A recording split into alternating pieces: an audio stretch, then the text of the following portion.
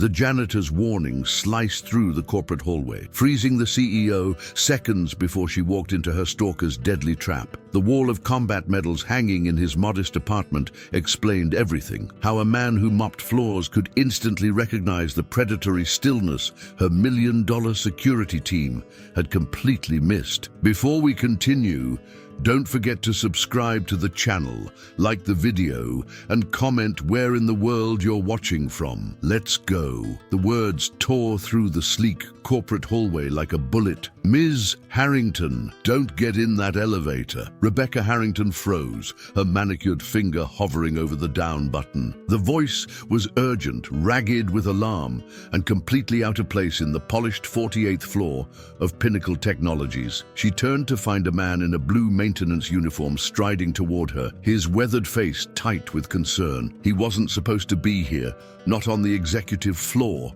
not during business hours, not addressing her directly. That's what the security protocols mandated. The two members of her security detail moved as one, positioning themselves between Rebecca and the approaching maintenance worker. The taller one, Davis, placed a firm hand on the man's chest. "Sir, step back," he commanded, his voice low and controlled. "You don't understand," the maintenance worker insisted, trying to look past Davis to make eye contact with Rebecca. "There's a man waiting in the lobby. I saw him from the service corridor. He's been there 3 times this week, always when you're scheduled to leave." Rebecca's blood ran cold. 3 times.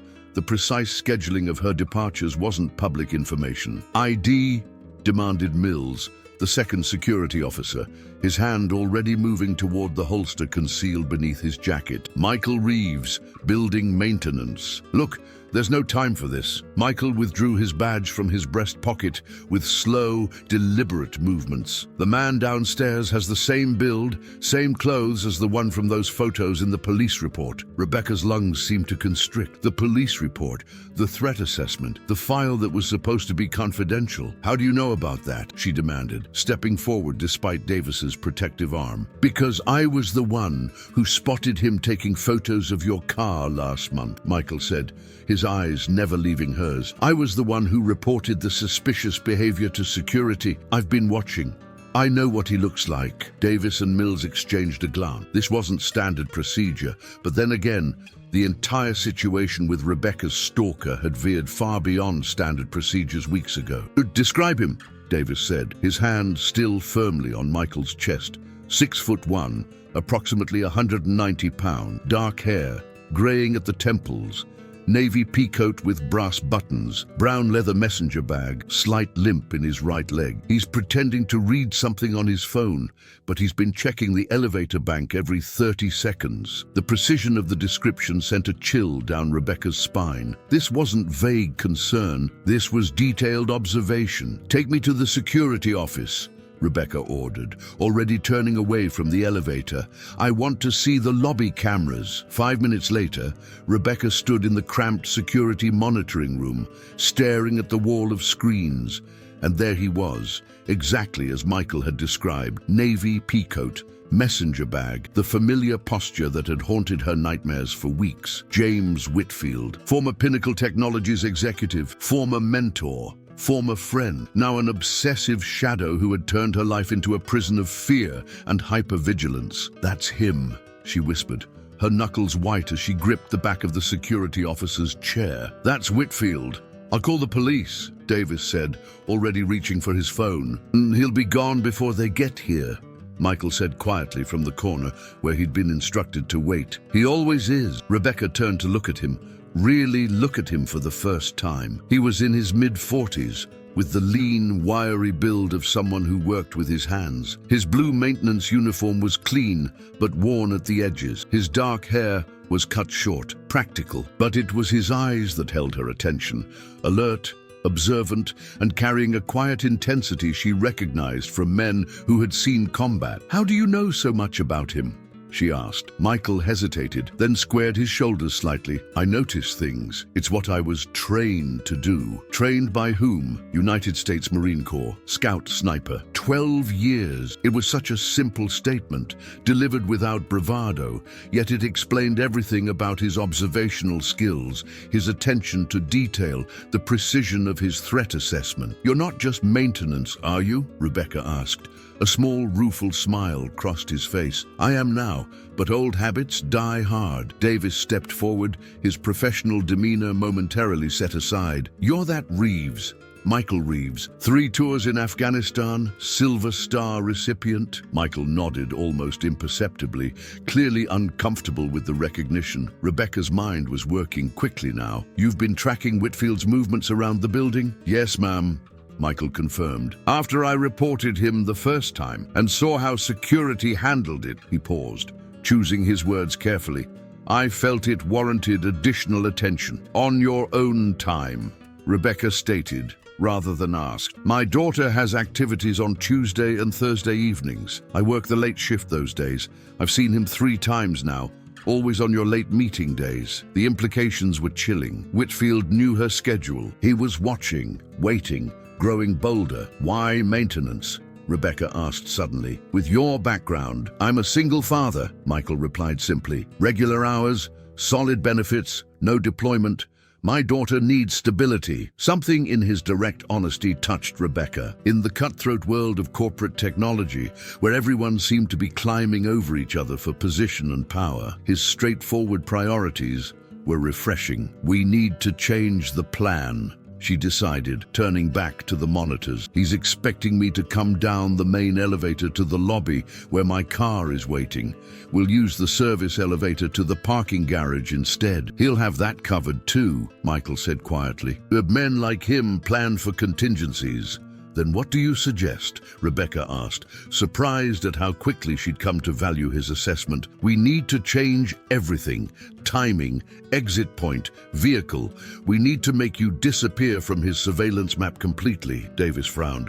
Ms. Harrington has a dinner with the Japanese investors in 40 minutes. We can't just reschedule it. Rebecca interrupted, her eyes still on Michael. This ends tonight. The plan came together quickly. Michael's knowledge of the building's service corridors and blind spots in the security system proved invaluable. As a maintenance worker, he moved through the building like a ghost, seeing everything while remaining largely invisible to the executives who populated the upper floors. There's a service entrance on the east side, he explained, sketching a rough map on a notepad. It connects to a loading dock used by the catering company. Their van arrives at 7:15 every evening to collect the day's equipment. You leave with them in their uniform, while your security team takes your town car out the main exit as a decoy. Rebecca studied the plan, impressed by its simplicity and effectiveness. And Whitfield follows the town car, where we'll have police waiting 3 blocks away, Davis added, warming to the strategy. As they finalized the details, Rebecca found herself watching Michael. There was something both reassuring and intriguing about him, a quiet competence that spoke of a life very different from the one he now led. Thank you, she said when they had a moment alone. You didn't have to get involved. Michael looked at her directly, his expression serious. Yes, I did. And in that moment, Rebecca understood that for men like Michael Reeves, standing by was never an option. The catering company's white van pulled away from Pinnacle Technologies' East Loading Dock at precisely 7:22 p.m. Rebecca sat, hunched in the back, dressed in a borrowed catering uniform that was one size too large, her hair tucked under a cap. She felt ridiculous, but the adrenaline coursing through her veins overpowered any concern about her appearance. Michael Reeves sat across from her, still in his blue maintenance uniform, his eyes regularly scanning the streets as they navigated through downtown. Davis had reluctantly agreed to let Michael accompany her as additional security. Mills was in the decoy town car, along with a female security officer approximately Rebecca's height and build. And he's following the decoy,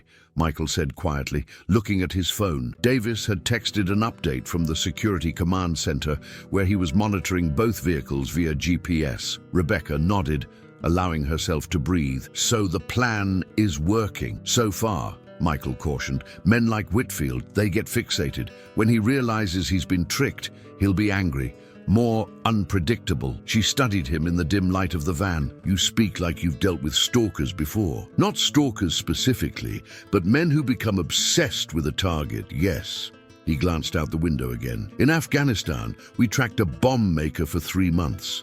He had pattern, routines, until one day when he realized we were watching. Then everything changed. What happened? He made mistakes. Dangerous ones. Michael's eyes met hers. And that's when we got him. The implication was clear. James Whitfield was approaching a breaking point, and that made him both vulnerable and more dangerous. The police are waiting to intercept the town car, Rebecca said. They'll arrest him. Michael didn't respond immediately. His silence spoke volumes. You don't think that will be enough? She realized. Restraining orders are just pieces of paper, Ms. Harrington, and men who develop fixations rarely stop because the law tells them to. The van turned onto a residential street lined with modest brick apartment buildings, far from the luxury high-rise where Rebecca lived. Where are we going? She asked, suddenly alert. My place, Michael answered. It's the last place Whitfield would look for you. We need to get you somewhere safe while the police handle him, then reassess. Under normal circumstances, Rebecca would never have agreed to go to the home of an employee she'd met just hours ago. But nothing about this day had been normal, and her instincts, the same ones that had guided her through building a technology empire, told her to trust this quiet, observant man. The van stopped behind a well-maintained but aging 4-story apartment building. The driver, a friend of Michael's from the catering company, gave them a quick nod as they exited. 3rd floor, Michael said, leading her through a back entrance and up a stairwell that smelled faintly of floor polish. His apartment was exactly what Rebecca might have expected. Small but immaculately organized. The living room contained a comfortable-looking sofa, a modest television, and bookshelves filled with an eclectic mix of military history, engineering manuals, and children's literature. My daughter's at her friend's house for a sleepover, Michael explained, turning on lights. You can stay here until we get confirmation that Whitfield's been arrested. Rebecca nodded, her attention drawn to a narrow hallway leading to what appeared to be bedrooms. On the wall hung a series of framed military commendations and medals. She moved close, studying them with growing astonishment. Silver Star, Bronze Star with Valor, Purple Heart, Distinguished Service Medal. Each represented acts of extraordinary courage and sacrifice that she could scarcely imagine. Below the medals hung photographs. Michael in uniform with fellow Marines in dusty, barren landscapes. Michael receiving commendations from stern-faced officers. Michael, much younger, grinning beside a helicopter. You were much more than just a scout sniper, she said quietly. Michael appeared beside her, handing her a mug of tea. I did what was needed, nothing more. These medals say otherwise. He shrugged slightly. Bah, that was another life. Rebecca gestured to the apartment around them. And now you're a janitor and a father, he finished for her. It's honest work. But after all this, she gestured to the wall of commendations. When my wife died, leaving Lily was no longer an option. The military doesn't accommodate single fathers very well. His tone was matter-of-fact, without self-pity. Maintenance work gives me the schedule I need to be there for her. Rebecca felt a sudden shame at her initial dismissive thoughts about the maintenance worker who had approached her. How often had she walked past this man, never seeing beyond the blue uniform? Her phone buzzed with a text from Davis. Decoy operation successful. Whitfield in custody. Bringing Mills to your location. Relief washed over her. They got him, she said, showing Michael the message. He nodded, but his expression remained guarded. Good, but this isn't over. Before she could ask what he meant, another text came through. Whitfield requesting lawyer. Will likely make bail by morning. Recommend security detail remains in place. The momentary relief evaporated. He'll be out tomorrow, she said, her voice hollow. Michael took a deep breath. Ms. Harrington, Rebecca, she corrected. I think we're past formalities. Rebecca, he acknowledged with a slight nod. You need a more permanent solution.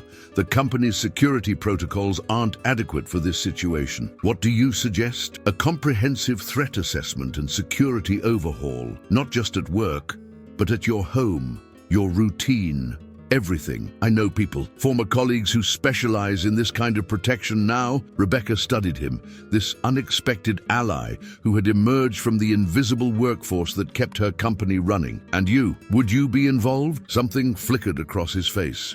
Surprise, perhaps, that she would value his continued participation. I'm just maintenance, Ms. Rebecca. My job is to fix things that are broken, keep systems running. That seems to be exactly what you're doing right now, she pointed out. A knock at the door interrupted them. Michael checked the peephole before admitting Mills and Davis. The security officers looked distinctly uncomfortable in the modest apartment, their expensive suits and earpieces absurdly formal in the homey setting. The police have him, but the charges are minimal, Davis reported. Trespassing, maybe stalking if the DA pushes it. His lawyer's already working on bail, Rebecca nodded, processing this unwelcome but unsurprising news. We should move you to a secure location, Mills suggested.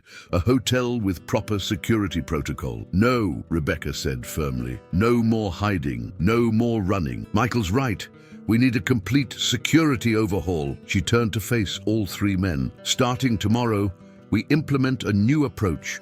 One that puts me back in control of my life. She looked at Michael, standing slightly apart from her security team, still in his worn blue uniform. In his eyes, she saw not just the trained vigilance of a soldier, but the steady resolve of a man who had rebuilt his life from scratch for the sake of his child. And I want Michael Reeves to help coordinate it, she added. Davis and Mills exchanged surprised glances. With all due respect, Miss Harrington, Davis began carefully. Mr. Reeves isn't... Look at that wall, Rebecca interrupted, pointing to the display of medals and commendation. Then tell me he isn't qualified. The security officers fell silent, taking in the impressive military record displayed before them. I'm just a janitor now, Michael said quietly.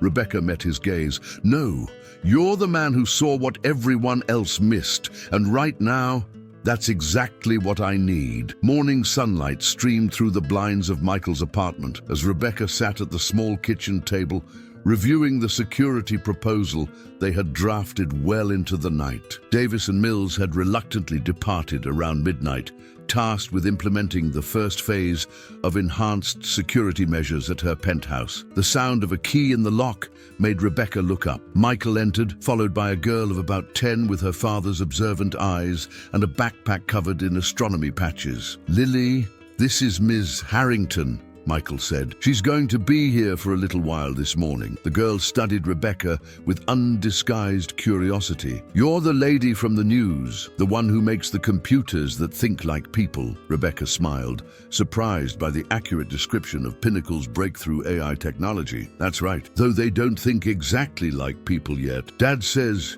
you're having trouble with a bad person, Lily continued, setting her backpack down carefully. That's why he had to work late. Michael gave Rebecca an apologetic glance. Lily, why don't you get started on your homework? We'll have breakfast in a few minutes. I already finished my homework at Emma's house, Lily replied matter-of-factly, except for the star chart. I need the telescope for that, she turned back to Rebecca. Dad got me a real telescope for my birthday, not a toy one.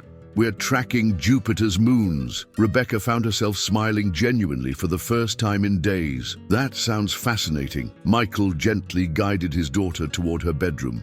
Telescope later, room cleanup now, please. When he returned, Rebecca was still smiling. She's remarkable. She's too smart for her own good sometimes, Michael said, but the pride in his voice was unmistakable. He began efficiently preparing breakfast, moving around the small kitchen with the same precise economy of motion she'd observed in everything he did. I've been thinking about your proposal, Rebecca said, returning to the security plan on the table. It's comprehensive, but it would mean bringing you into Pinnacle in an official security capacity. Michael cracked eggs into a bowl. That's not necessary.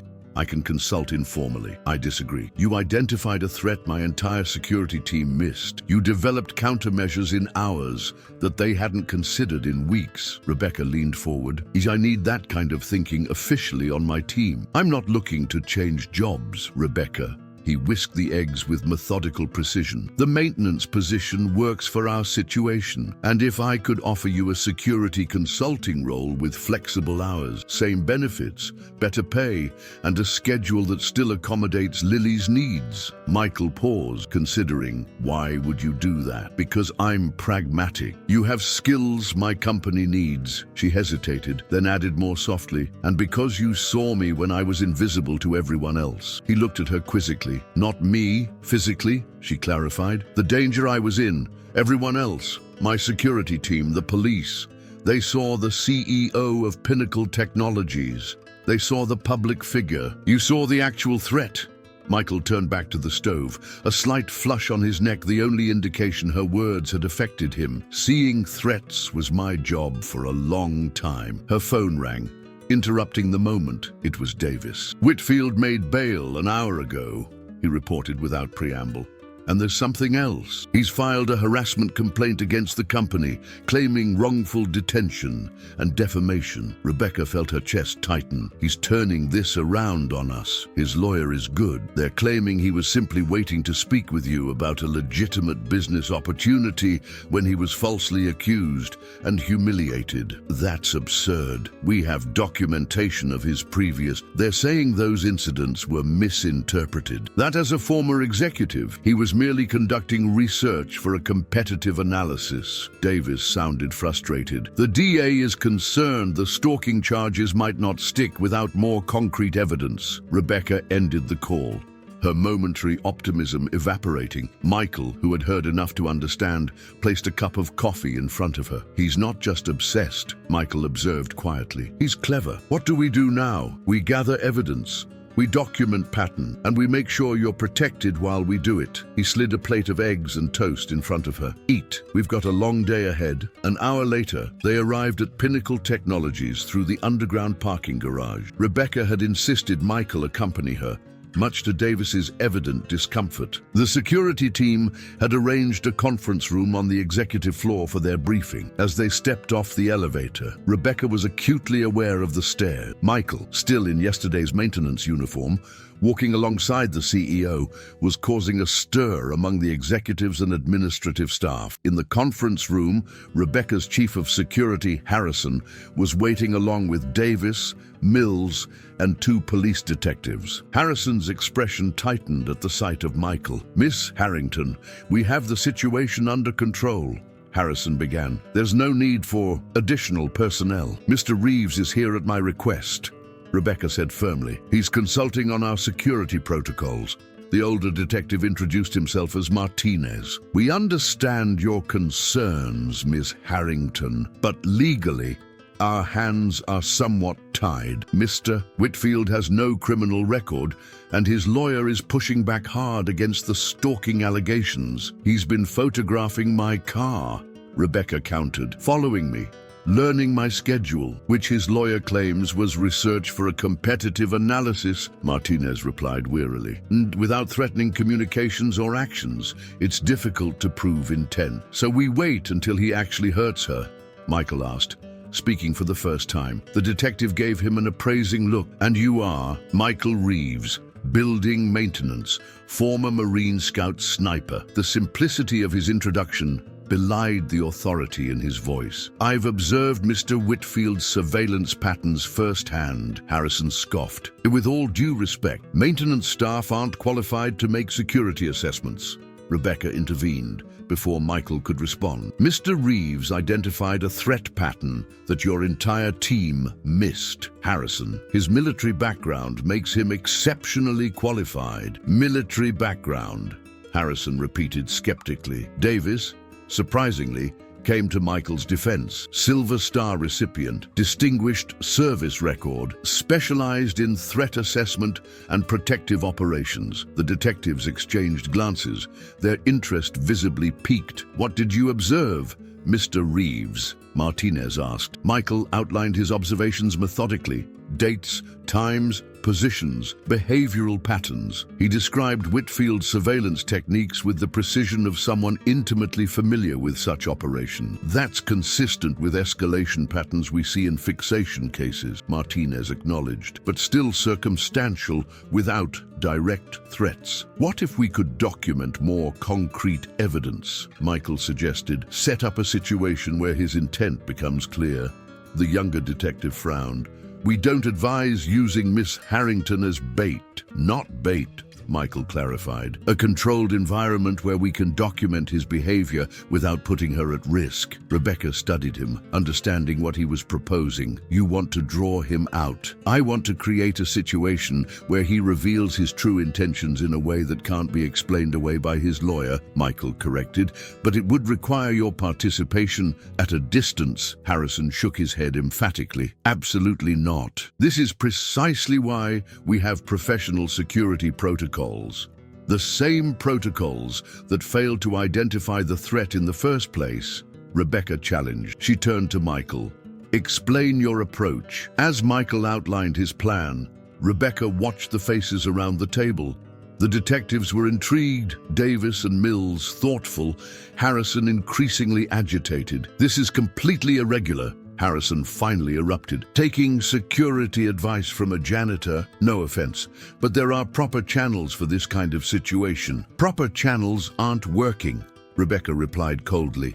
And Mr. Reeves isn't just a janitor. She met Michael's eyes across the table. He's the only person in this building who saw what was happening and acted on it. Harrison's face flushed. Miss Harrington, I must insist. You're relieved of your duties, Harrison, Rebecca said quietly. Effective immediately. The room fell silent. Mr. Reeves will be joining the security team as a special consultant, she continued. Davis will serve as acting chief of security until a permanent replacement is found. Harrison stood speechless for a moment, then gathered his papers and left without another word. The younger detective cleared his throat in the awkward silence that followed. So, about this plan to gather evidence, Michael leaned forward, his focus entirely on the task at hand, seemingly unaffected by the dramatic change in his circumstances. Here's what we'll need to do. The plan was elegantly simple in concept, meticulously complex in execution. For it to work, James Whitfield needed to believe he had found a vulnerability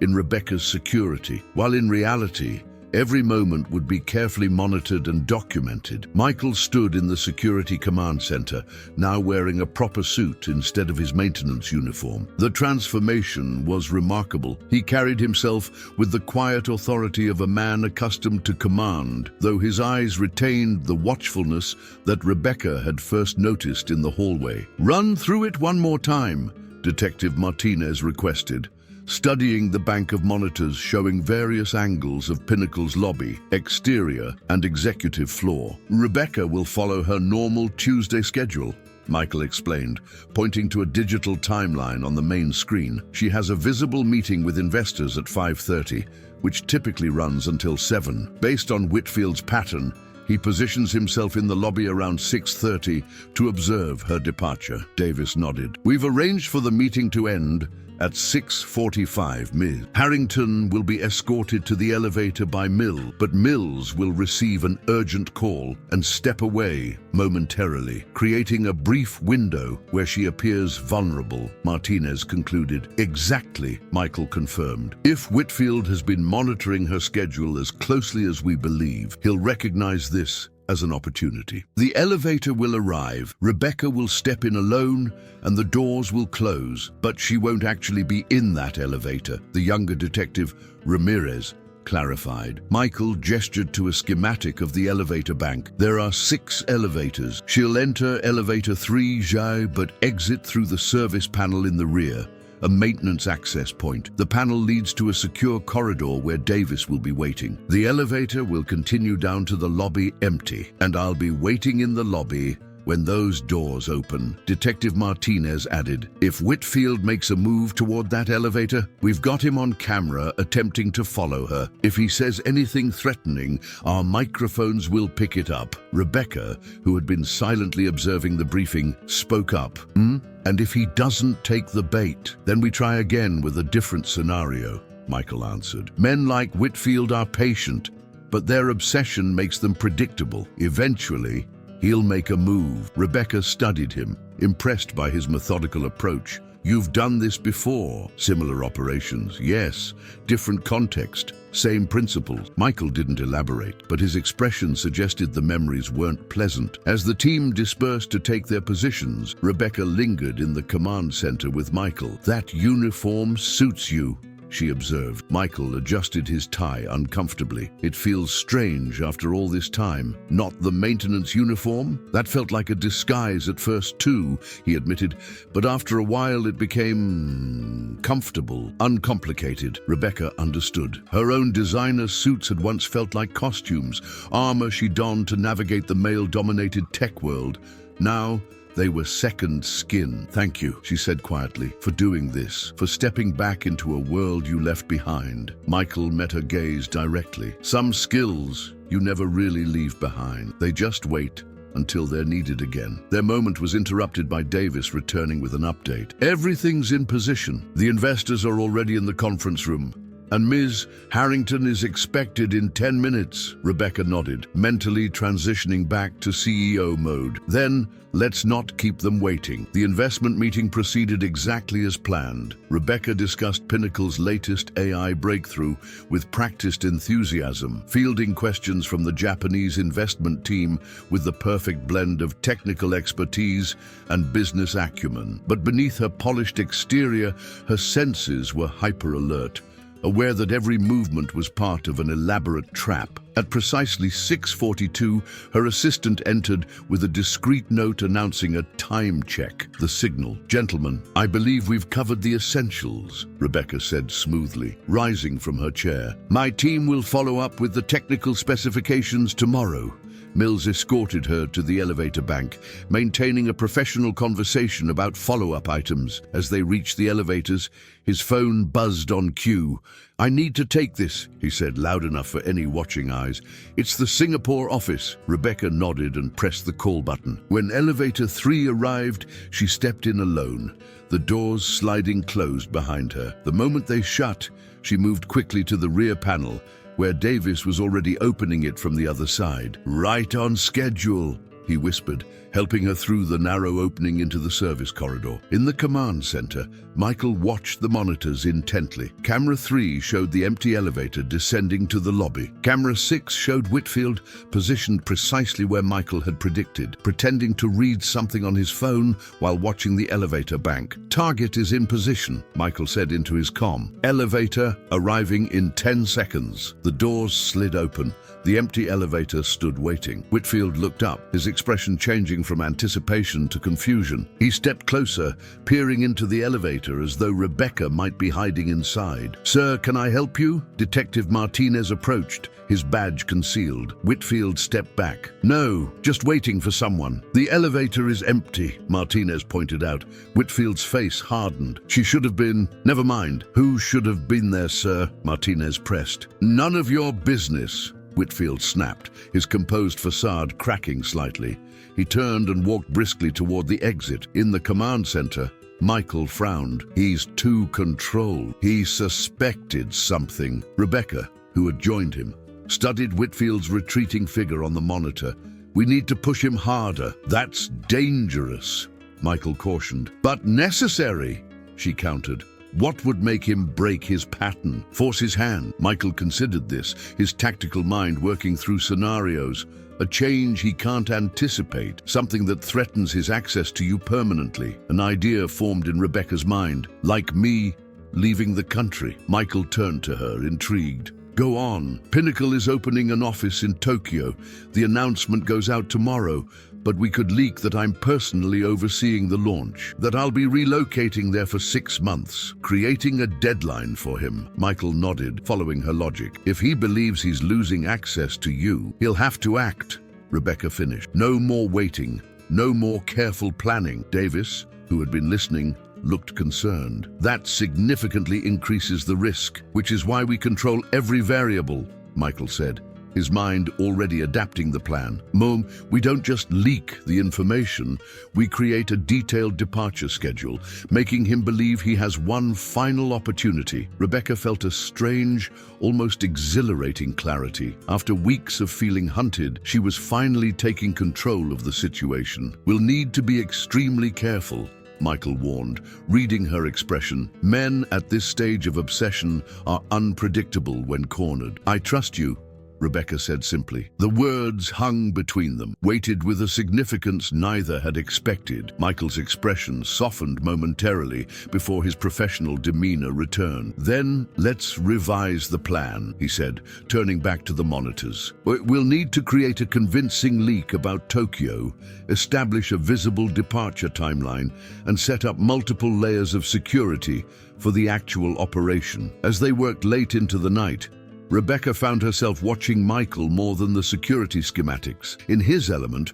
coordinating a complex protection operation, he displayed a quiet confidence that had nothing to do with corporate hierarchies or professional status. It was the earned authority of someone who had faced life and death situations and led others through them. It struck her how different he was from the executives she typically surrounded herself with, men whose power came from titles, wealth, and connections. Michael's strength came from somewhere deeper, forged in circumstances she could barely imagine. When he caught her watching him, he didn't look away. Something unspoken passed between them, a mutual recognition that transcended their vastly different worlds. "What?" he asked quietly. "I'm just wondering who you might have become if life had taken a different turn," she answered honestly.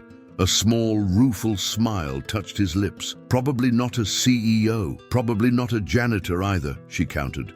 "No regrets," he said simply. "Every path led to Lily. That makes it the right one." The unadorned honesty of his answer touched something in Rebecca that years of corporate negotiations and power plays had nearly buried. Before she could respond, Davis interrupted with updated security protocols for their revised plan. The moment passed, but something had shifted between them, a deepening of trust, perhaps, or the recognition of a connection neither had anticipated. The Tokyo office announcement hit the business news cycle with calculated precision. By mid-morning, Rebecca's planned 6-month relocation was the lead story on tech industry websites, complete with a carefully constructed interview discussing her hands-on approach to international expansion. The bait was set. From the newly established Security Command Center on the 47th floor, one level below the executive offices, Michael monitored the digital chatter surrounding the announcement. He had assembled a small, elite team drawn partly from Pinnacle's existing security personnel and partly from his former military contact. The difference in their operation from the previous security approach was stark. Where before there had been reactive protocols, now there was proactive intelligence gathering. "We've got movement," reported Alicia Chen, a former intelligence analyst Michael had brought in. Whitfield accessed the press release 3 times in the past hour from his home network. "He's also been searching your previous travel patterns and Pinnacle's existing Asian operations." Rebecca, who had insisted on being present for these briefings, looked up from her tablet. "He's trying to verify the information," Michael nodded, "and looking for a schedule. We need to give him one." By afternoon, they had orchestrated a leak through a carefully selected administrative assistant. A detailed itinerary showing Rebecca's final week before departure. The schedule included a charity gala 3 days before her supposed flight to Tokyo, which would serve as their trap. "The gala is perfect," Michael explained to the core team. "Public enough that he can gain access, exclusive enough that security can control the environment, and it's a legitimate event that was already on Rebecca's calendar, so it won't raise his suspicions." As the day progressed, Michael found himself increasingly aware of Rebecca's presence. She moved between her CEO duties and their security operation with remarkable adaptability, never once complaining about the disruption to her schedule. She asked insightful questions about tactical aspects of the plan that suggested a mind accustomed to analyzing complex systems. When the team broke for a late lunch, Rebecca surprised him by suggesting they eat on the small terrace outside her office rather than in the conference room. "I need 15 minutes away from screens and security protocols," she explained, unwrapping a sandwich. Michael understood. Even in his military days, constant vigilance required occasional mental breaks to maintain effectiveness. "How's Lily handling the change in your schedule?" Rebecca asked, as they sat in the rare October sunshine. The question caught him off guard, not because of its content, but because it was genuinely personal. Most executives he'd protected in the past had never shown interest in his life beyond his function. "She's resilient," he answered, smiling slightly. "Confused about why I'm suddenly wearing a suit, but adaptable. My neighbor is helping with after-school pickups this week. Does she understand what you're doing?" "Some of it. I told her I'm helping to keep someone safe." He took a bite of his sandwich, then added, "She said it makes more sense than fixing toilets." Rebecca laughed, the sound surprisingly light against the backdrop of the tense situation. "Smart kid. Too smart sometimes," Michael agreed. "She asked if I was going back to being a soldier." His expression sobered. "I told her no. This is temporary." Rebecca studied him. "Is it? You're extraordinary at this, Michael. Your team respects you. You've accomplished more in 2 days than my previous security chief did in 2 years. He met her gaze steadily. "I made a promise to Lily after her mother died. No more deployments, no more jobs that put me in the line of fire. A promise is a promise, even when keeping it means using only half your potential." The question hung between them, unexpectedly personal. Michael considered his response carefully. "It's not about potential," he finally said. "It's about priorities. Lily needs stability more than I need professional fulfillment." Rebecca nodded slowly, a new understanding in her eye. "I respect that. Most people I know would choose the career. Most people you know haven't seen what happens when the career becomes everything," Michael replied, thinking of comrades who had returned to find empty homes and divorce papers. His phone buzzed with a text from Alicia. "Whitfield's on the move, heading toward Pinnacle." Their moment of quiet normalcy vanished. Michael was immediately back in tactical mode, sending a rapid series of texts as they headed inside. "He's testing our reaction to the announcement," Michael explained, as they rode the elevator down to the command center. "Watching to see if your security posture has changed." Sure enough, cameras showed Whitfield casually walking past the building, pausing at a coffee cart with a clear view of the main entrance. His behavior seemed innocent to the untrained eye, just another businessman taking a coffee break, but Michael saw the calculated positioning, the way his eyes regularly scanned the security personnel at the entrance. "He's counting guards," Michael observed, noting changes in procedure. Rebecca watched the man who had been terrorizing her for weeks, struck by how ordinary he appeared. He looked so normal. "That's what makes men like him dangerous," Michael replied. "Their ability to blend in, to appear rational while nurturing dangerous obsessions." They spent the rest of the afternoon refining their plan for the charity gala, mapping every entrance, exit, and possible scenario. When evening came, Rebecca reluctantly prepared to return to her penthouse, which now featured significantly enhanced security. "You should come to dinner," she said suddenly to Michael as her car was being brought around. "You and Lily. My chef always makes enough for 6 people, and I hate eating alone." The invitation surprised him. "I don't think it's not just social," she added, sensing his hesitation. "We should review the residential security upgrades, and I'd like to discuss some elements of the gala plan further." It was a transparent attempt to make the invitation seem professionally necessary, but Michael appreciated the effort. Still, he shook his head. "Tonight's Lily's astronomy club. She's giving a presentation on Jupiter's moon. I never miss her presentation." Instead of the disappointment or irritation he might have expected from a CEO unused to having invitations declined, Rebecca's expression softened with understanding. "Of course, Jupiter's moons take priority," she smiled. "Perhaps another time." "Perhaps," he agreed, surprised to find himself meaning it. After ensuring Rebecca was safely escorted to her car, Michael headed home to change for Lily's presentation. As he hung his suit and put on more casual clothes, he found himself thinking about Rebecca's question regarding his potential. It had been years since anyone had challenged him to think beyond his carefully constructed life of routine maintenance shifts and parenting schedule. He arrived at the elementary school just as parents were filing into the multi-purpose room. Lily spotted him immediately, waving excitedly from beside her display board. "Dad, you're here!" she called, as though she had doubted it despite his perfect attendance record. "Wouldn't miss it," he assured her, examining her carefully constructed model of Jupiter and its 4 largest moons. "This looks amazing, Lil. Is the lady you're protecting okay?" she asked, lowering her voice conspiratorially. "She's fine," he assured her.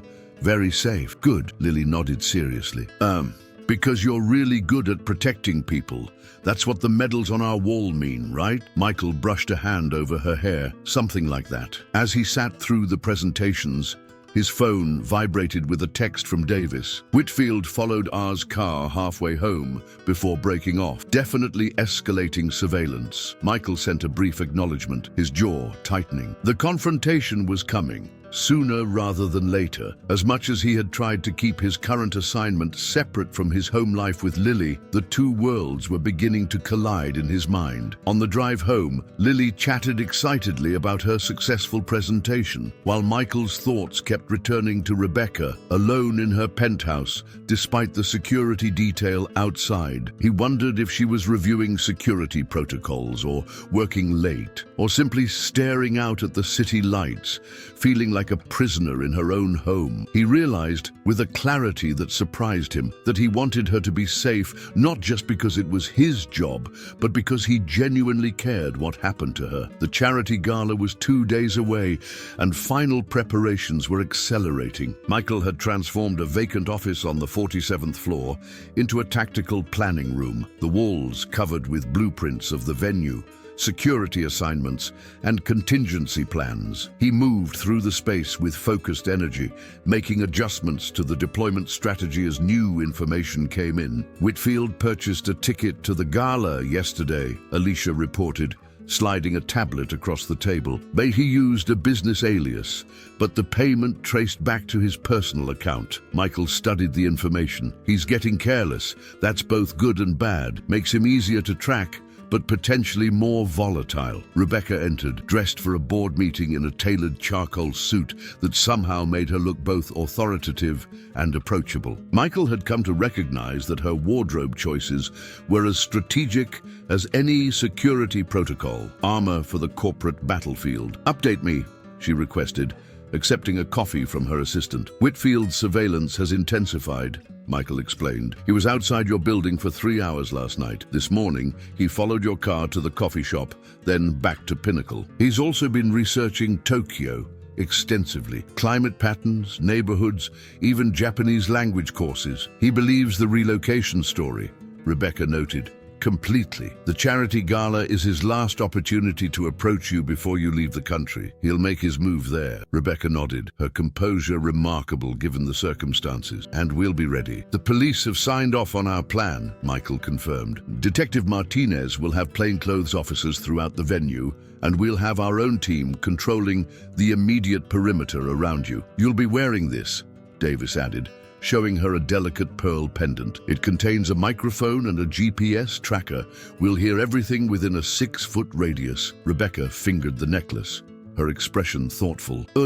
It's strange, preparing for someone to threaten you." "We're not just preparing," Michael corrected gently. "We're controlling the situation. There's a difference." Their eyes met, and something passed between them, a quiet acknowledgement of the trust that had developed over these intense days. The moment was interrupted by Michael's phone ringing. Seeing Lily's after-school program on the caller ID, he excused himself and stepped into the hallway. "Mr. Reeves," came a concerned female voice. "This is Ms. Patel from Bright Horizons. Lily fell during recess and may have sprained her wrist. She's asking for you." Michael's heart rate spiked. "I'll be there in 20 minutes. When he returned to the planning room, Rebecca immediately read his expression. "What's wrong?" "Lily's hurt. Nothing serious, but I need to pick her up." He was already gathering his thing. "Davis can handle the final venue walkthrough this afternoon." "Go!" Rebecca said without hesitation. Family comes first. The simple understanding in her voice meant more than she could know. In his previous career, family emergencies had always been subordinate to the mission. He'd missed birthdays, holidays, and countless smaller moments because someone else's security took priority. I'll review the protocols tonight, and we'll finalize everything in the morning, he promised. Take care of Lily, Rebecca insisted. We've got this covered for today. 30 minutes later, Michael was kneeling beside Lily in the school nurse's office, gently examining her swollen wrist. It hurts when I move it, she said, her eyes watery, but her voice steady. She was trying so hard to be brave. And I think it's just a sprain, sweetheart, but we'll get it checked out to be sure. He kissed her forehead. What happened? I was showing Emma how astronauts move in low gravity, she explained, as if this were a perfectly reasonable playground activity, but I bounced wrong off the climbing wall. Michael couldn't help smiling despite his concern. Well, maybe save the low gravity simulations for actual space, okay? At the urgent care clinic, the doctor confirmed it was indeed a mild sprain. Lily sat proudly as her wrist was wrapped, explaining to the nurse how astronauts had to be careful of injuries in space because bones could weaken in microgravity. By the time they arrived home, Lily was already adapting to her temporary limitation, figuring out how to manage one-handed. Michael prepared dinner, keeping one eye on his daughter and the other on his phone as updates from the team continued to arrive. Is the lady you're protecting going to be okay while you're with me? Lily asked suddenly, perceptive as always. Michael set down the spoon he was using to stir the pasta sauce. She's got a whole team looking out for her, and I'm still helping, just from here tonight. Lily seemed to consider this. Is she nice? Yes, she is, Michael answered, surprised by the question. Why do you ask? Because you smile differently when you talk about her, not like when you talk about fixing toilets. Michael felt a flush creep up his neck. Leave it to a 10-year-old to cut straight to the heart of something he'd barely acknowledged to himself. Ms. Harrington is interesting, he said carefully. Oh, she runs a very big company, but she still notices things most people miss. Like what? Lily pressed, her sprained wrist temporarily forgotten. Like how important it is for you to be at your astronomy presentation? Lily looked confused. She invited us to dinner last night, but I told her I had to see your Jupiter presentation instead, Michael explained, and she understood completely. Some people in her position wouldn't. We could invite her for dinner here sometime, Lily suggested brightly. I could show her my telescope. Michael smiled at the innocent suggestion. Maybe someday, he said, knowing how unlikely that was once this assignment ended. His phone buzzed with a text from Davis. Venue walkthrough complete. One security concern identified. Service corridor has blind spot. We'll brief tomorrow, Michael texted back a quick acknowledgement, his mind already analyzing potential solutions for the blind spot. He was deep in tactical considerations when Lily's voice pulled him back. Dad, the sauce is burning. After dinner and Lily's bedtime, Michael spread the gala security plans across the kitchen table, reviewing every detail. The charity event would be held at the Westbrook Hotel's Grand Ballroom, a venue chosen for its blend of elegance and security potential. The hotel's modern security system had been supplemented with their own measures, creating a controlled environment where Whitfield could approach Rebecca without actually endangering her. His phone rang just after 11. It was Rebecca. I hope I'm not calling too late, she began. How's Lily? Asleep? It's just a sprain. She'll be fine in a week or so. Michael was touched by her concern. Everything okay on your end? Yes, just... She paused. I realized I've been so focused on Whitfield that I never thanked you properly for doing my job, for seeing me as a person, not just a CEO or a security assignment, for understanding that this isn't just about physical safety, it's about reclaiming my life. The honesty in her voice caught him off guard. You don't have to thank me for that. I do, actually. She sounded suddenly vulnerable. A side of herself she clearly showed to very few people. Before you spotted Whitfield, I was starting to believe I was paranoid. My security team implied it. Even I began to doubt myself. Michael understood. He'd seen it before. Victims of stalking often face skepticism, even from those meant to protect them. Trust your instincts, he said quietly. They're good ones. That's what I'm doing now, she replied, her voice soft. "My instincts told me to trust you, even when everyone thought I was crazy to put a maintenance worker on my security team." The conversation shifted to final preparations for the gala. As they discussed contingencies and exit strategies, Michael found himself more determined than ever to end the threat Whitfield posed, not just because it was his job, but because he couldn't bear the thought of Rebecca living in fear. When they finally hung up, Michael stood by the window of his modest apartment, looking out at the city lights. Somewhere out there, James Whitfield was likely planning his approach, believing he was the one in control. He had no idea what was waiting for him. The night of the charity gala arrived with crystalline clarity. The Westbrook Hotel's grand ballroom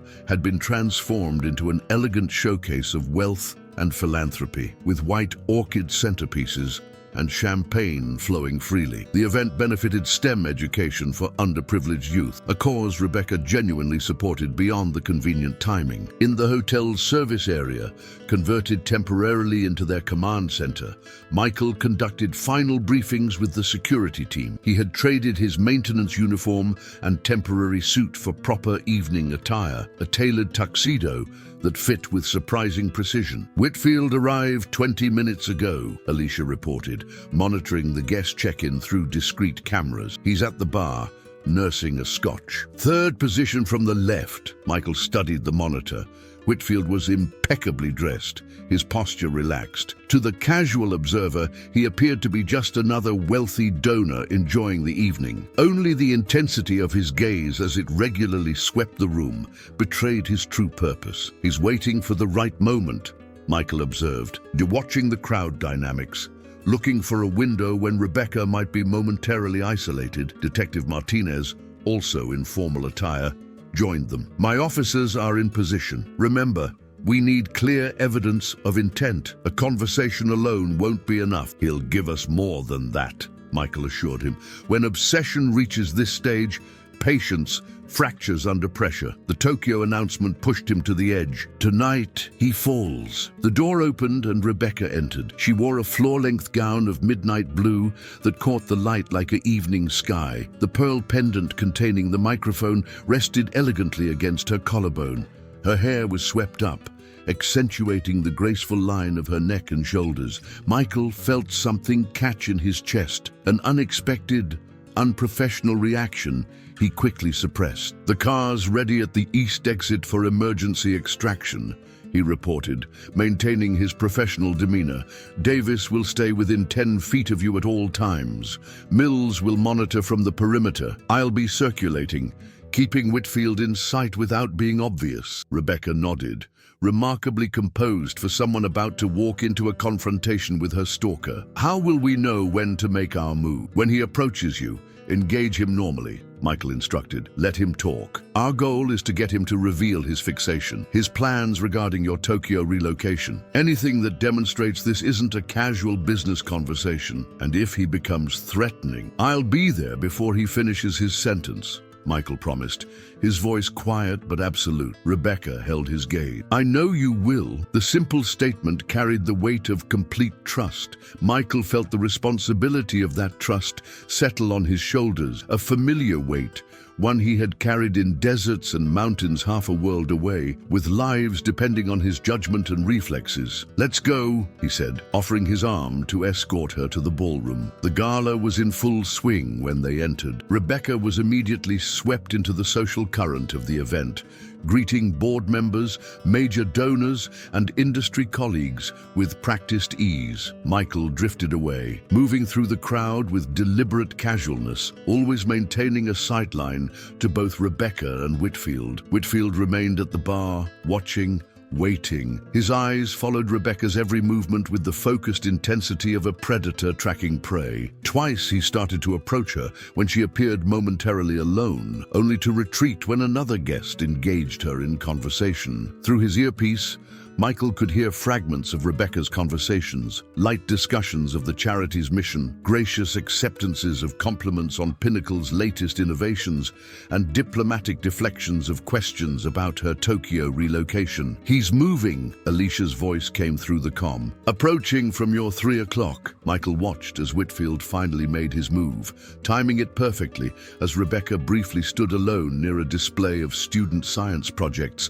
funded by the charity. He saw Rebecca's shoulders tense slightly as she recognized Whitfield, then deliberately relax as she remembered her role. "Rebecca," Whitfield greeted her with artificial warmth, using her first name as though they were still colleagues rather than a CEO and a dismissed executive. "You look stunning tonight." "James," she acknowledged coolly. "I didn't expect to see you here." Michael moved closer, positioning himself behind a group of donors where he could observe without being obvious. Through his earpiece, he heard the conversation with perfect clarity. "Yeah, I've always supported STEM education," Whitfield replied smoothly. "And when I heard you might be leaving us for Tokyo, I realized we had unfinished business to discuss." Rebecca raised an eyebrow. "Unfinished business? I believe your termination paperwork was quite thorough." Whitfield's smile remained fixed, but something dangerous flickered in his eyes. "Not business in that sense. More personal matters." "We have no personal matters to discuss, James."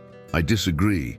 Whitfield stepped closer, lowering his voice. "We have a connection, Rebecca. You know we do. These past weeks, I've been trying to make you understand that." Michael tensed, ready to move. This was exactly what they needed, an admission of his surveillance. "The only connection we had was professional," Rebecca replied steadily. And that ended when the board discovered your manipulation of research data." Whitfield's expression hardened. "They were fools who couldn't recognize visionary work, and you let them use it against me. You falsified results to boost stock prices." Rebecca countered. "That wasn't visionary. It was fraud." "I did it for us," Whitfield hissed, his composed facade cracking. "To strengthen Pinnacle's position, to ensure our future. There is no us, James. There never was." Whitfield stepped closer, his body language suddenly aggressive. "That's why you're running away to Tokyo, to escape what's between us." Through the earpiece, Michael heard Rebecca's breath catch slightly, but her voice remained steady. "I'm going to Tokyo because it's a business opportunity. My personal life is none of your concern. Everything about you is my concern," Whitfield said, his voice dropping to a possessive growl. "I've watched you, Rebecca. I know your routines, your habits. I know you stop for coffee at 7:42 every morning. I know you work late on Tuesdays and Thursdays. I know which elevator you prefer." Perfect, Michael thought. Clear evidence of stalking. Martinez would have everything he needed. But Whitfield wasn't finished. He reached into his jacket pocket, and Michael's combat instincts flared. He began moving before his conscious mind had fully processed the threat. "I even know about your new security consultant," Whitfield continued, pulling out not a weapon but a folded paper. "The janitor playing soldier. Did you think I wouldn't notice?" He unfolded the paper. A printed photograph of Michael in his maintenance uniform, taken outside Pinnacle. "I've been watching him too, including his apartment, his daughter's school." Michael froze momentarily, ice flooding his veins. Lily. He had threatened Lily. Rebecca's response was immediate and fierce. "If you go anywhere near his daughter, you'll what?" Whitfield challenged, a cruel smile playing on his lips. "Call the police. File another useless complaint. I'm not the one who should worry about consequences, Rebecca.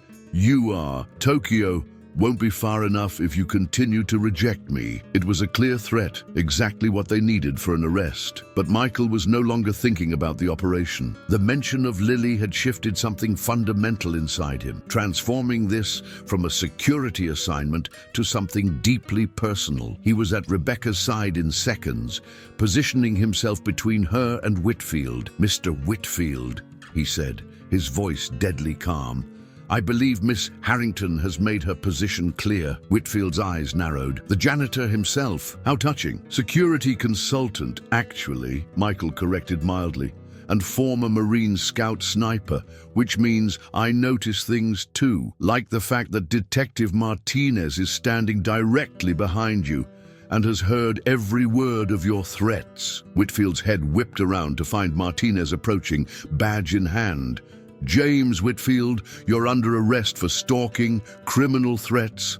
and intimidation, Martinez announced. And we have your entire conversation recorded. Two plainclothes officers materialized from the crowd, moving efficiently to take Whitfield into custody. The arrest was executed with minimal disruption to the gala. Most guests remained oblivious to the drama unfolding in their midst. But Michael's mind was elsewhere. Whitfield had been watching Lily's school. The thought made his blood run cold. "Michael," Rebecca's voice cut through his thoughts. She placed a hand on his arm. "We need to check on Lily now." He nodded, grateful for her understanding without explanation. As they moved swiftly toward the exit, Michael sent a rapid series of texts, activating a protection protocol he had established days ago, but hoped never to use. "I have someone watching my apartment," he explained as they slid into the waiting car. "A former teammate from my unit, just as a precaution." "And Lily?" Rebecca asked, her concern evident. "She's at a sleepover with her friend Emma. I'm having someone check on them now." The car pulled away from the hotel,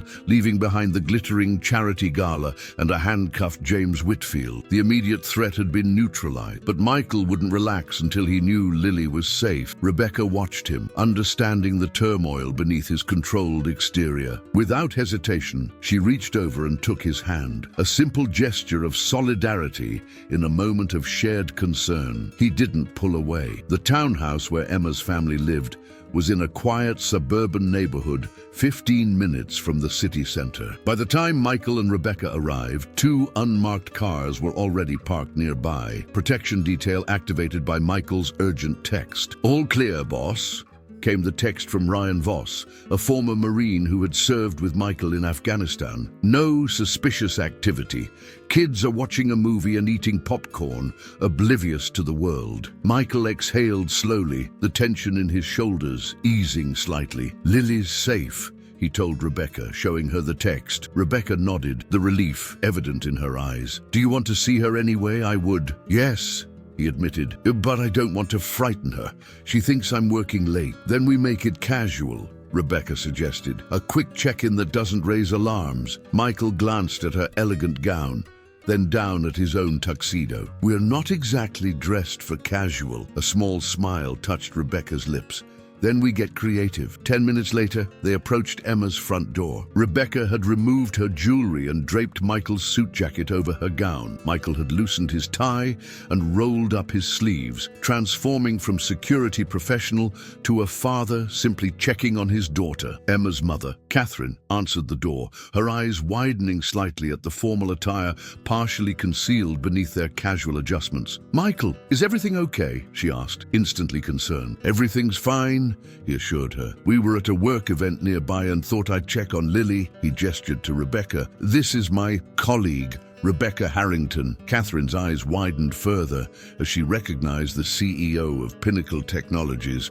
"Oh, please, come in." The girls were in the basement rec room, sprawled on beanbag chairs watching an animated film. Lily looked up as Michael descended the stairs, her face brightening. "Dad, what are you doing here?" "Just checking in," he said casually, bending to kiss the top of her head. "How's the wrist?" Lily held up her wrapped arm. "Fine. Emma's being super careful with me." Emma, a serious-looking girl with glasses, nodded solemnly. "I'm making sure she doesn't do any more astronaut training until she's healed." Michael smiled. "Good plan." Lily's attention shifted to Rebecca, who had remained a few steps behind. Her eyes widened with recognition. "You're the lady from Dad's work, the one he's protecting." Rebecca stepped forward, her manner warm and natural despite her partially concealed evening attire. "I am. You must be Lily. Your dad has told me all about you. Are you okay?" Lily asked earnestly. "Dad said someone was being mean to you." "I'm fine," Rebecca assured her. "Your dad is very good at his job." Lily beamed with pride. "I know. That's what all his medals are for." An awkward silence hung in the air for a moment. Catherine, sensing the undercurrents, suggested the girls continue their movie while she offered the adults coffee upstairs. In the kitchen, Catherine busied herself with the coffee maker while casting curious glances at her unexpectedly distinguished guests. "I should explain," Michael began. "You don't need to," Catherine assured him. "Emma mentioned you had a new job at Pinnacle, security consultant," she said. Michael nodded, surprised by how information traveled through the elementary school grapevine. "Oh, is Lily in any danger?" Catherine asked directly.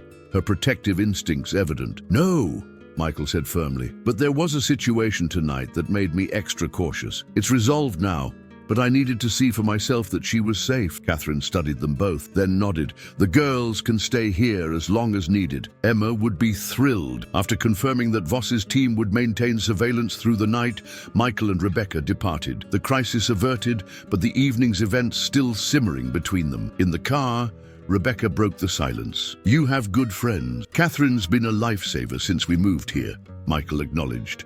"Single-parent solidarity. And your Marine colleague, the one watching the house, Ryan Voss. We served 3 tours together. He owns a private security firm now." Rebecca nodded thoughtfully.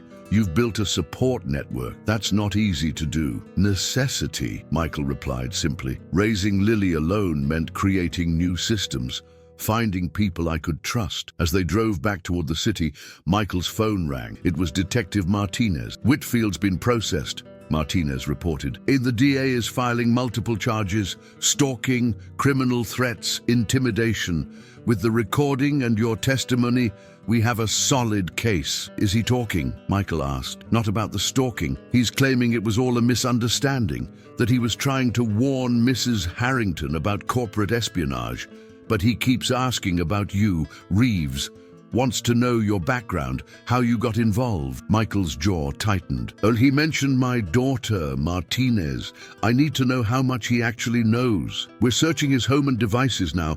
I'll call as soon as we have anything." Martinez paused. "You should know. His lawyer is already working on bail. With his connections, he might get it." After ending the call, Michael relayed the information to Rebecca. "He could be out again by tomorrow?" she asked, incredulous. "Possibly, but he'll be monitored, and the evidence against him is strong. His freedom would be temporary." Rebecca shook her head. "The system is broken." "Not broken," Michael corrected gently, "just imperfect.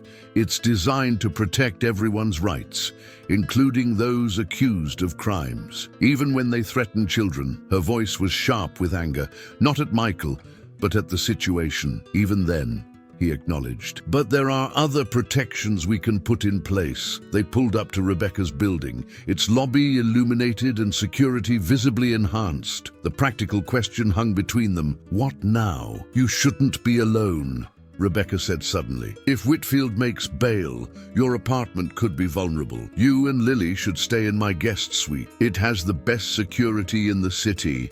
The offer was logical from a security perspective, but Michael recognized the personal dimension as well. "Thank you. But Voss has a team at my place, and Lily's safe at Emma's tonight. We'll be fine." Rebecca studied him, a hint of disappointment in her eyes. "Is it pride or protocol that makes you refuse?" "Neither," he replied honestly. "It's boundaries. This operation is already blurring the lines between professional and personal. We need to maintain some separation." "Because I'm your client," she challenged. "Because things are complicated enough," he countered gently. A moment passed between them, charged with unspoken possibilities. "Will you at least come up for a proper coffee?" she asked finally. "The night has been intense. I could use the company while we wait for updates." Michael hesitated, then nodded. Some boundaries were necessary, but rigid isolation served neither of them tonight. Rebecca's penthouse occupied the top 2 floors of the building. It was surprisingly warm and personal for an executive's residence,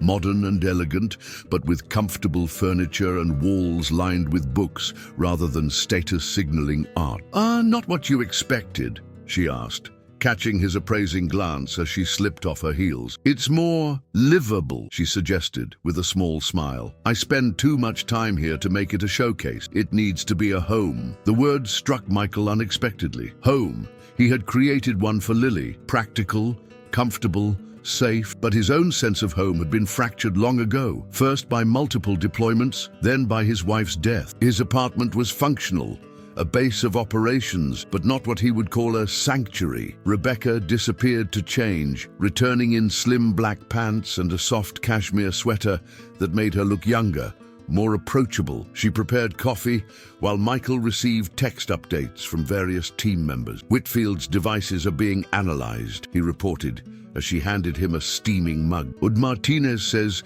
they've already found surveillance photos of both of us and files on my military background." Rebecca sat across from him, tucking her feet beneath her. "How did he access your service record? The medals on my wall aren't exactly a secret. Once he had my name and knew I was a Marine, the rest wouldn't be hard to find through public sources." "The wall of medals that explained everything," Rebecca mused. "To him, they would have confirmed you were a threat to his plans." "Yes," Michael agreed, "but they also kept Lily safe. Whitfield would have researched me thoroughly enough to know what I'm capable of. It likely deterred him from direct action." Rebecca's gaze was thoughtful. "Those medals represent who you were, but tonight I saw who you are now. The father who dropped everything to check on his daughter." She paused. "The man who looked ready to tear apart anyone who threatened her." "That part hasn't changed," Michael admitted quietly. "Just the battlefield." Dawn broke over the city, casting long shadows through Rebecca's penthouse windows. Michael had dozed briefly on her sofa while waiting for updates, but mostly he had remained vigilant, reviewing reports and security footage that Davis sent throughout the night. Rebecca had eventually retreated to her bedroom, though Michael suspected she had slept no better than he had. His phone buzzed with a text from Martinez. "Judge denied bail. Whitfield remains in custody. Search of his residence revealed extensive surveillance equipment and a detailed file on you. Need to talk ASAP." The news brought relief tinged with concern. Whitfield was contained, but his obsession had clearly extended beyond Rebecca to include Michael himself, and by extension, Lily. Rebecca appeared in the doorway, already dressed in slim black pants and a simple white blouse, her hair pulled back in a practical ponytail. Despite the minimal sleep, she looked focused and determined. "Any news?" she asked, pouring herself coffee from the machine that had been running since 5 a.m. "Whitfield's been denied bail," Michael reported, "but Martinez found something concerning at his residence. I need to meet him." Rebecca nodded. "I'll come with you." "You don't need to. If Whitfield was collecting information on you because of your connection to me, then I'm involved," she stated firmly. "Besides, I have board calls this morning that can be done from the car." Michael recognized the set of her jaw, the determination in her eyes. This wasn't the CEO giving an order. This was a woman refusing to let someone else face consequences that stemmed from protecting her. An hour later, they sat in Martinez's office at the precinct, reviewing the evidence recovered from Whitfield's home. "It was a sophisticated operation," Martinez explained, spreading photographs across his desk. "High-end surveillance equipment, multiple listening devices, professional-grade cameras with telephoto lenses." The photos showed Whitfield's spare bedroom transformed into a monitoring station, walls covered with images of Rebecca at various locations, schedules, maps with routes marked in red. But what chilled Michael was the separate section dedicated to him, photos of him in his maintenance uniform entering Pinnacle, leaving his apartment with Lily, waiting outside her school. "This is beyond stalking," Rebecca said, her voice tight. "This is obsession evolved into fixation," Michael finished grimly. "I've seen it before. In war zones, certain targets develop counter-surveillance, so fixated on their hunters that they become hunters themselves." Martinez nodded, and this was found in his desk drawer. He slid across a folder labeled Reeves M. Threat Assessment. Inside was a meticulously researched dossier on Michael's military career, deployment dates, medal citations, even performance evaluations somehow obtained from military records, newspaper clippings about operations Michael had participated in, a photograph of his Marine unit in Afghanistan, and most disturbing, a detailed analysis of his daily routines with Lily, including her school schedule, after-school activities, and the names of her friends. "He was planning something," Martinez said quietly. "The timing of your Tokyo announcement forced his hand with Ms. Harrington, but he clearly considered you the primary obstacle." Michael closed the folder, his expression unreadable. Years of military discipline kept his rage contained, but it burned cold and focused beneath the surface. "We've upgraded the charges," Martinez continued. "With this evidence, the DA is pursuing aggravated stalking, criminal threatening, and conspiracy charges. He's looking at serious time." "And the legal process?" Rebecca asked. "How long will it take?" "Months, at least. But he's not getting out anytime soon." The meeting concluded with arrangements for formal statements, and evidence processing. As they left the precinct, Michael was unusually quiet, processing the implications of Whitfield's surveillance. "You're thinking about Lily," Rebecca observed as they walked to her car. "Oh, do I need to tell her something?" Michael replied. "Not everything, but enough. She needs to understand why certain things might change for a while." "Will you return to your maintenance position?" Rebecca asked carefully. The question caught him off guard. With Whitfield's arrest, the immediate security threat to Rebecca had ended. His assignment as her security consultant had effectively concluded. "I hadn't thought that far ahead," he admitted. "The past week has been intense." Rebecca stopped walking, turning to face him directly. Don't what? Don't go back to mopping floors and fixing toilets," she said bluntly. "You're exceptional at security work, Michael. Your instincts, your planning, your ability to see threats others miss. Pinnacle needs that. I need that." He studied her, trying to determine if this was professional recognition or something more personal. "I made a promise to Lily," he reminded her. "Stable hours, no dangerous work." "What if you could have both?" Rebecca countered. "Head of executive security at Pinnacle. Create your own team. Set your own hours. No field operations unless you choose to take them." The offer was tempting, professionally challenging work that would utilize his skills without the deployments and dangers of his military career. "I'll think about it," he promised. "But first, I need to check on Lily." When they arrived at Catherine's house to pick up Lily, they found her happily helping Emma's family with pancake breakfast preparation. Michael watched her from the doorway for a moment, her one-handed attempts to stir batter, her laughter when the spoon slipped, the careful way Emma helped her without making her feel incapable. This was what he had left the military to preserve: her childhood, her joy, her normal life. The thought that Whitfield had been watching her, photographing her, planning something that involved her, made his protective instincts surge with renewed intensity. Rebecca stood beside him, observing the scene with a wistful expression. "She's remarkable," she said softly. "So resilient." "She gets that from her mother," Michael replied. Caroline was the strongest person I've ever known, even at the end." It was the first time he had mentioned his late wife by name. Rebecca didn't press, but her eyes held gentle understanding. "Dad!" Lily spotted him and came running, her injured wrist momentarily forgotten in her excitement. "We're making breakfast. Emma's dad taught me how to flip pancakes one-handed." Michael swept her into a hug, holding her perhaps a moment longer than usual. "And that's a useful skill, almost as good as your astronaut training." Lily beamed up at him, then noticed Rebecca. "You're still here? Are you coming for pancakes too?" Rebecca hesitated, clearly not wanting to intrude on family time. "I should probably—" "Please stay," Lily insisted. "I want to show you my one-handed pancake flip." The simple invitation, offered with a child's straightforward sincerity, seemed to catch Rebecca off guard. For a moment, the composed CEO was replaced by a woman touched by unexpected inclusion. "I'd like that," she said softly. Over breakfast, Michael observed the easy way Rebecca conversed with Lily, asking thoughtful questions about her astronomy interests and listening with genuine attention to explanations of Jupiter's moons and Saturn's ring. There was nothing condescending in her manner.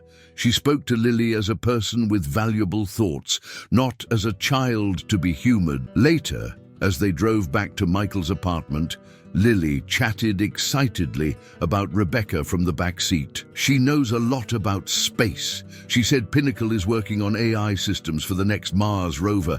That's so cool." Lily's enthusiasm paused momentarily. "Is she your girlfriend now, Dad?" Michael nearly choked. "No, Lily, Ms. Harrington, is a colleague." "But you like her?" Lily persisted with a child's directness. "And she likes you, I can tell." Rebecca, thankfully, had taken a separate car to attend her delayed board meeting, sparing them both the awkwardness of this conversation.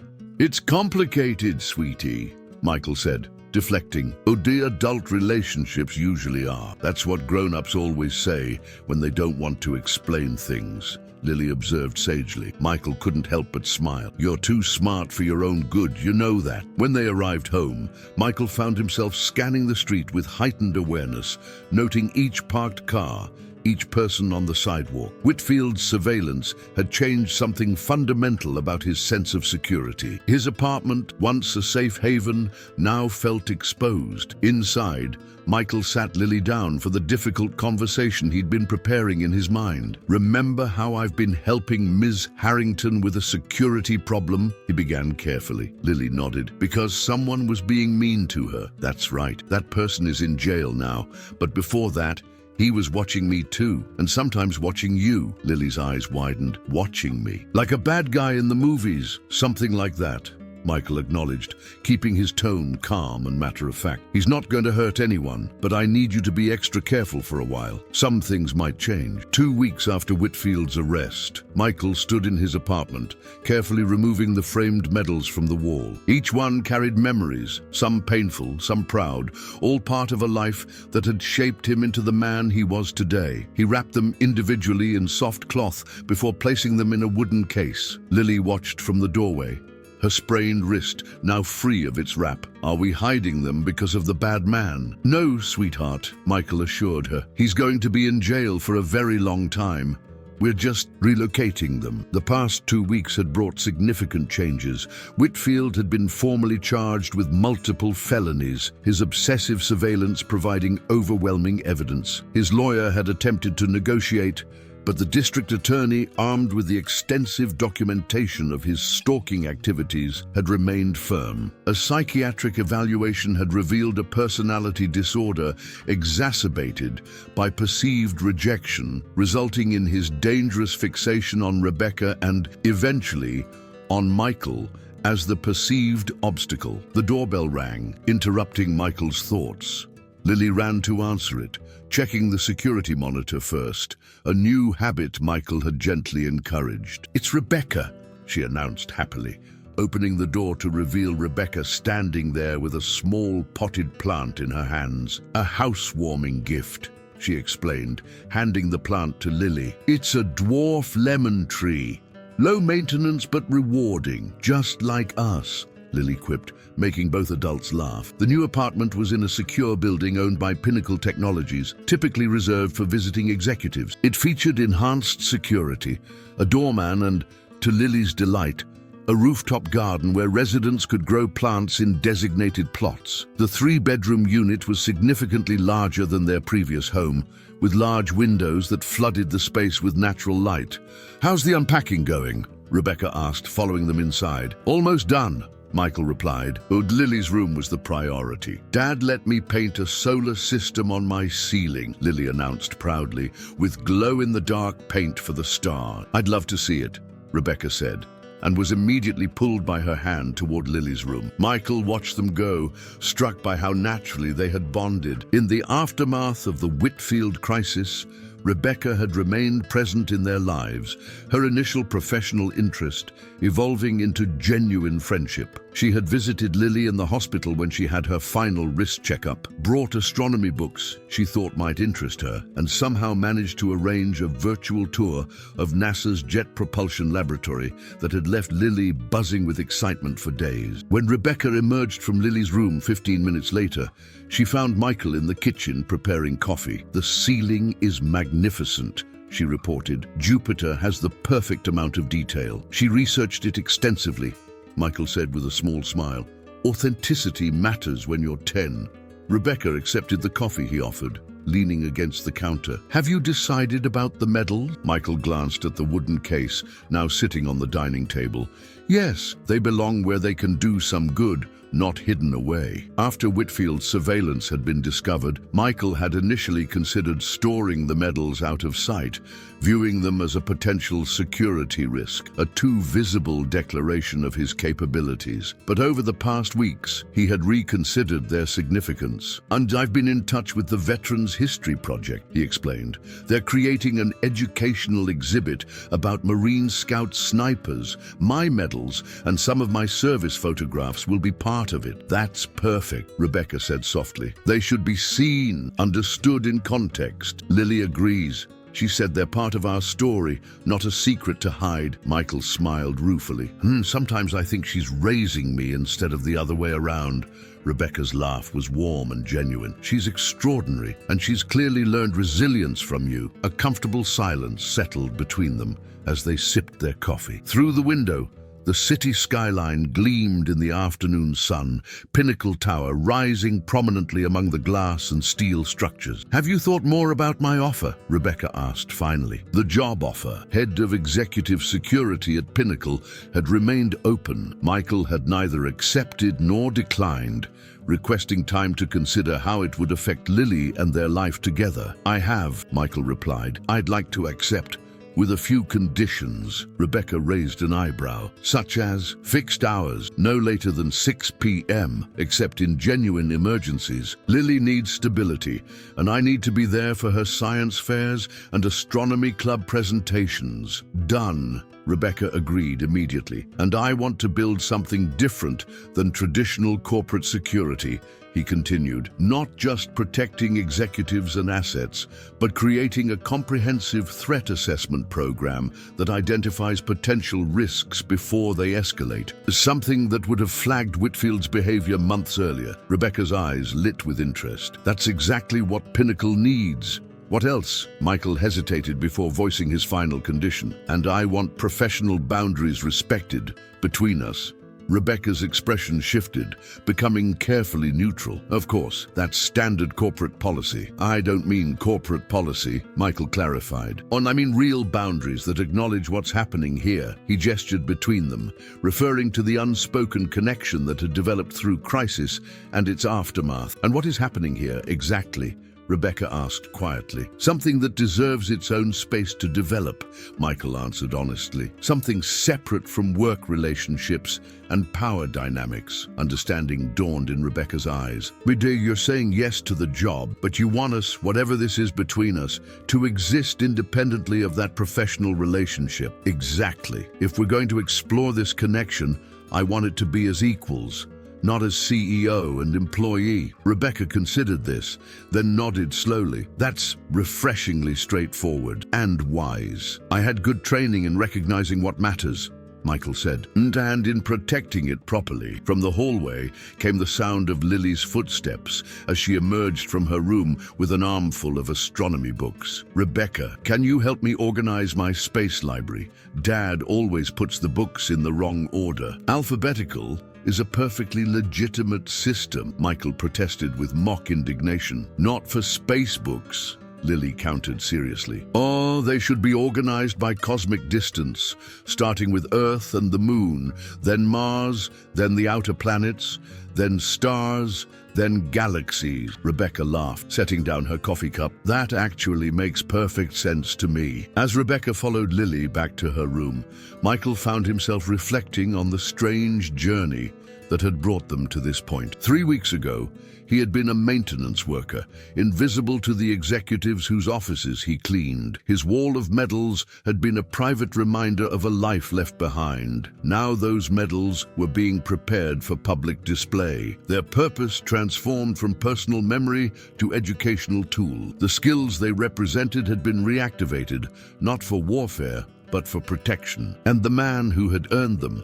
had found a new mission that honored his past while securing his daughter's future. Later that evening, after Rebecca had left and Lily had gone to bed, Michael stood at the window of their new home, looking out at the city lights.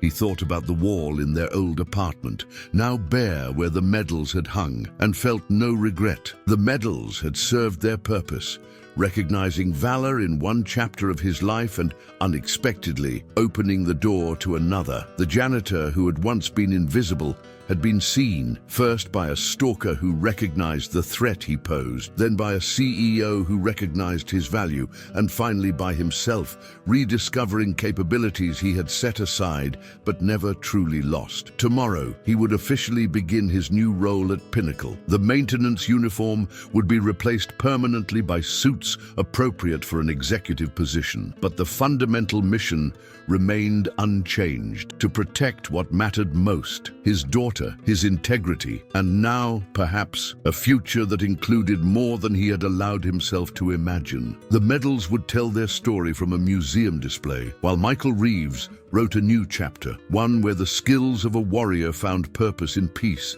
and where a single father's dedication to his daughter created an unexpected path forward.